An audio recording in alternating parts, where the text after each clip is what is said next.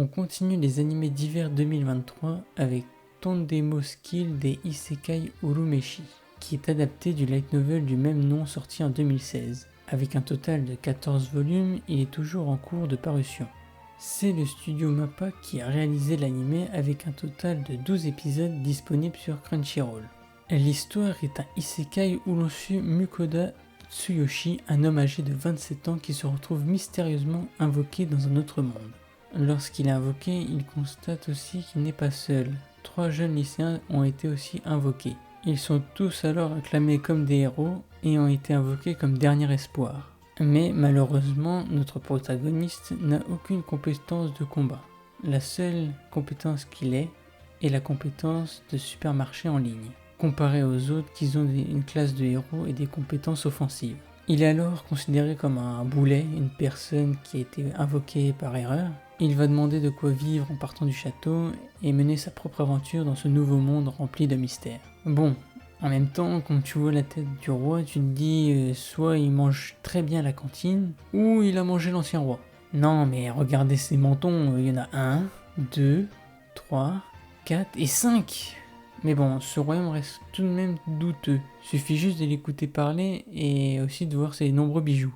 Pour commencer son périple, Mukoda décide alors de demander à un groupe d'escorte de l'accompagner jusqu'à un autre village, car les monstres dehors sont très puissants. Pendant le chemin, il décide alors d'utiliser sa compétence achat en ligne pour acheter et faire la cuisine. Il peut aussi commander de la nourriture de son ancien monde avec des assaisonnements et différents produits et ustensiles de cuisine. Mais à la tombée de la nuit, pendant le repas du soir, un Fenrir attaque le groupe et demande de la nourriture avec la viande que Mukoda a confectionnée. Le Fenrir, après être rassasié, demande à Mukoda de signer un contrat avec lui. Bon, c'est plutôt oblige Mukoda d'accepter le contrat. Il est alors le dresseur d'un Fenrir, un monstre capable de rayer de la carte un pays tout entier. Nous allons donc suivre Mukoda avec son compagnon Fel le Fenrir, un ventre sur pattes, dans un voyage plein d'aventures et de nourriture incroyable. Cet anime est surtout axé sur la nourriture et l'humour. Il y a très peu de combats, mais l'anime a une très belle animation. C'est un anime de détente, bien rythmé, sans grosses histoires dramatiques. Mukoda va voyager, découvrir ce monde avec ses cultures, sa nourriture et ses créatures. Selon moi, le point faible et le point fort de l'histoire est qu'il n'y a pas vraiment de but, c'est la découverte d'un monde fantaisiste et merveilleux avec des personnages attachants comme le Fenrir et d'autres personnages. On pourrait dire que la survie est importante, mais avec un Fenrir, aucun problème.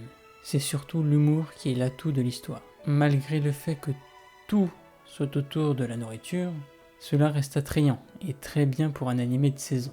Je pourrais dire que le petit point faible est que l'on ne voit pas les autres héros qui ont une mission de repousser le roi démon, mais cela est normal vu que l'histoire suit Mukoda. Si vous voulez un animé chill avec une histoire drôle, regardez-le.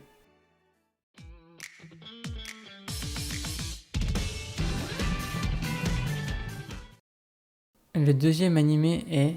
英雄王武を極めるため転生す Ah, c'est beaucoup plus simple que le prononcer.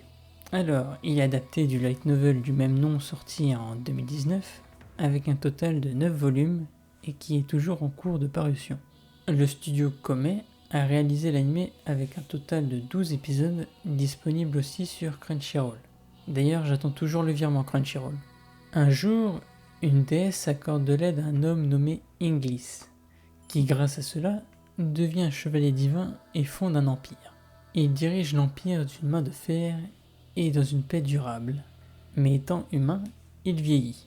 Et lorsqu'il rejoint les cieux, la déesse apparaît et demande sa dernière volonté. Après avoir consacré toute sa vie à son peuple, il décide de se réincarner dans le futur pour pouvoir vivre pour lui-même.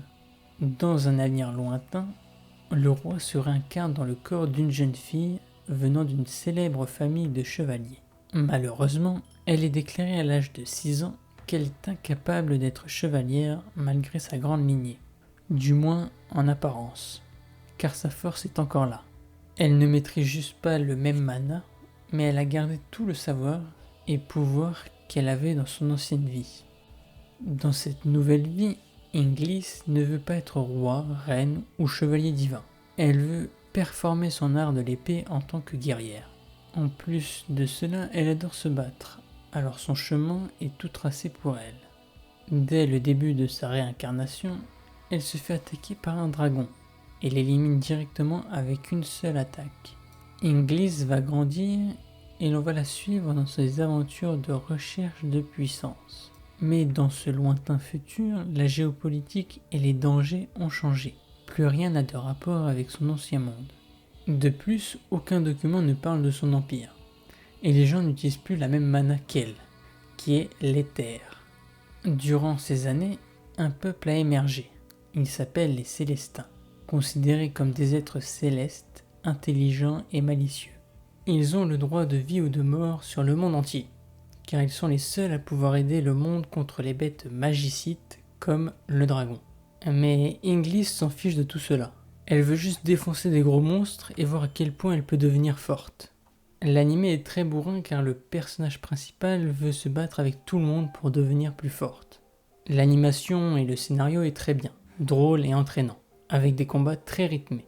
Comparé au premier animé, celui-ci est un peu son opposé au niveau du combat, avec de la psychologie, des mystères et des combats impressionnants. Cet animé a un énorme potentiel, et il me fait surtout penser à The Eminence in Shadow avec un personnage principal complètement cheaté.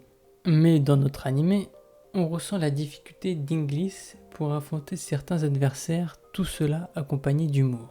En plus, le système de la hiérarchie est très prononcé, entre la trahison, la corruption et les Célestins, ce qui fait de lui un animé sérieux axé sur le combat. Je pourrais dire que l'animation est bien, il suffit de regarder cela.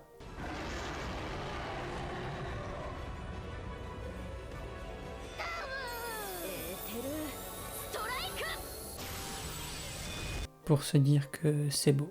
Si vous n'arrivez pas à aimer Inglis, vous allez avoir du mal à regarder l'animé, car tout le scénario et l'humour tournent autour du personnage. Mais aucune raison de ne pas aimer Inglis, tellement elle est attachante. Si vous voulez regarder un animé pour se détendre et voir un animé drôle et exagéré, je vous le recommande.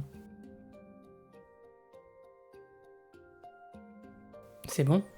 Tout le monde est parti? Pour ceux qui écoutent encore, je tiens à vous remercier d'être encore sur la vidéo, c'est incroyable. Et je tiens à vous remercier pour le nombre de vues qu'a fait la dernière vidéo. Et merci de vous être abonné. Je vais essayer de m'améliorer, alors si vous avez des avis sur la vidéo, mettez-les dans les commentaires. À la prochaine et prenez soin de vous.